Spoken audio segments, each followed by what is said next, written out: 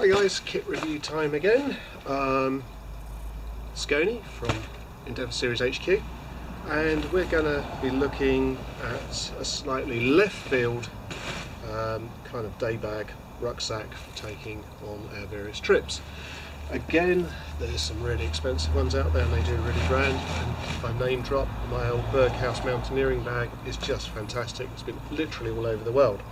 However, price points for some of these things can be quite expensive, and really we want a lot of our clients who are engaging on our expeditions and our adventures to really not worry too much about the cost of buying the kit. Sometimes it can mount up and you're spending as much on kit as you are on the actual expedition, which is foolish.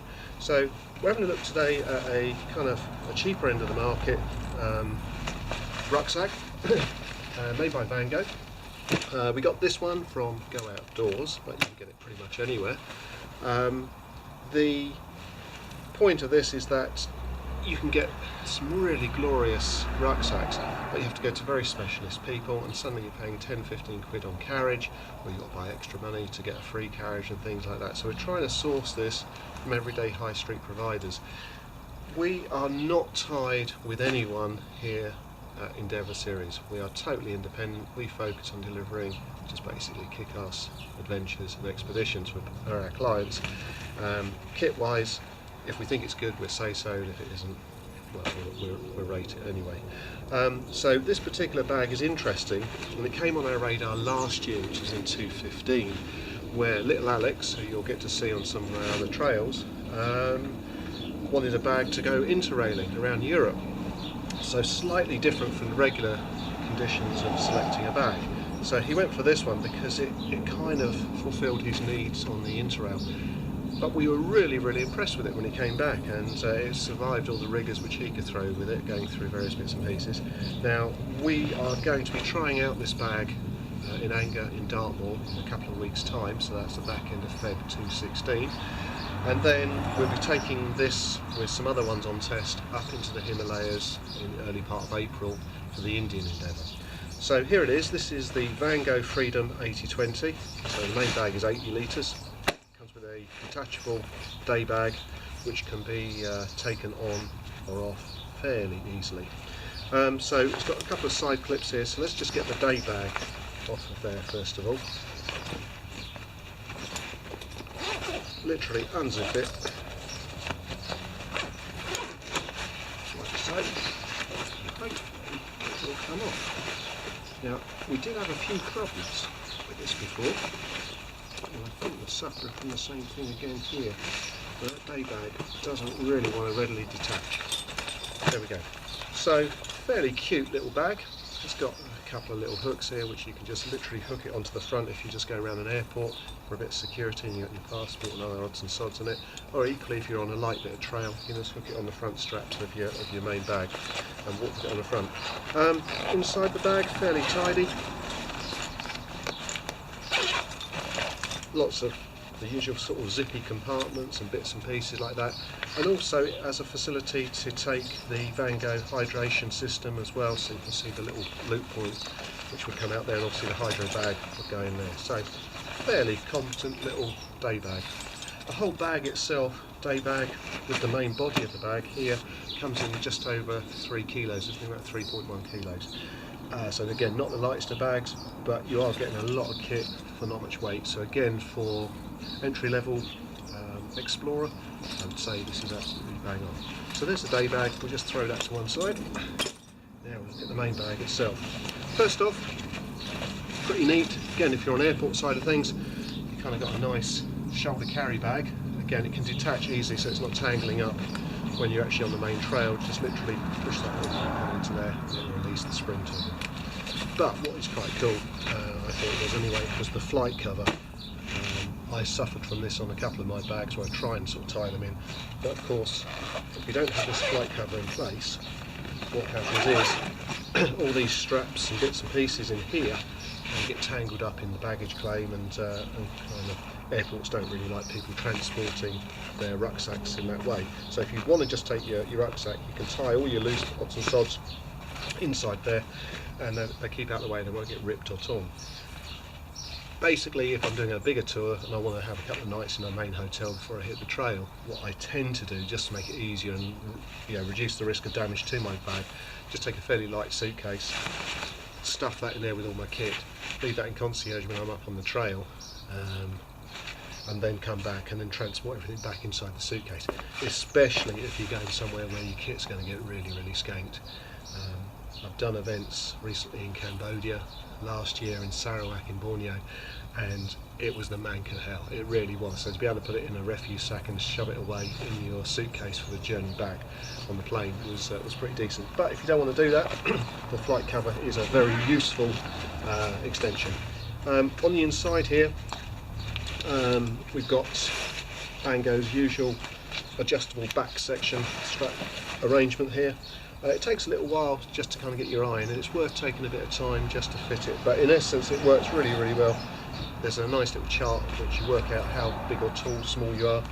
You undo this, you thread all that through these various loop points, like a mole vest, set the size you want, get it adjusted right. You can then obviously adjust how far back the bag cantilevers off your back with up here, and it can fit really well. Now little Alex is about 6'3", and he got a really good fit. Jazzy B, who's going to come out with us to the Himalayas and to Dartmoor, she's about 5'10", I'm 5'10", and this one bag will fit us all pretty well. So well done to Vango for sorting that out, because unless you get a bespoke bag and you really take time to get it fitted, it can be a real pain. So this is definitely a one size kind of fits all there. The strapping on the front is infinitely adjustable, and it works pretty well, and as I say, little Alex used it to good extent when he was away and came back with some fairly good reviews and no issues to talk about. Mind you, it was just going around Europe and Switzerland and stuff, so it wasn't exactly beasting it, but it was carrying fairly a lot of weight. The bit which we're now going to go to is the main body of the bag. First off, you can see it there, but the zips are lockable. I'm not so sure that's an issue, because if somebody's really being moody and they want to get into your bag, they'll just put a knife on it. Even though it's ripstop or whatever, a knife would go through that fairly cleanly. But if you did have a security issue, you could just put a nice little padlock on the two zip closures there. So we now open up the main section of the bag. It's now laying face down onto the rigid back side here. And this is where it really starts to come into its own, this bag, and this is what really impressed us. Was that normally if you're trying to get to kit inside like a mountaineering style bag, you're having to ferret and rub all the way down inside and trying to get to the bottom of the bag can be quite difficult. The way this one opens out, I'm just going to move the camera now so you're working with me, is that you can see it opens out into sort of like a suitcase format, I suppose would be the best way to describe it. So it has this gaiter that goes all the way around the edge, and almost what you'd find inside a traditional suitcase, you have these sort of clip points which will then hold various bits of clothing and kit and luggage in place. So that all goes into there like so. You've then got a cover which will then come over the whole top of the thing, but let's say this gusset sort of arrangement here goes all the way around and pulls everything neat and tight. So literally you're on the trail, it's blowing a gale out there, you've got yourself into your tent or your bivouac, and you want to get to a certain bit of kit which you've misplaced at the bottom of your bag. Rather than pulling the whole thing out, you can access it from here, and it's yeah, it's rather sweet. This bit here is actually the bag section for the bottom part of the rucksack, just there. Doesn't really get in the way, and it tucks neatly out the side there. You've got inner pockets here just for keeping various bits of kit separate from everything else, and I suppose to a certain degree even drier than everything else, because obviously it's slightly deeper in the bag there.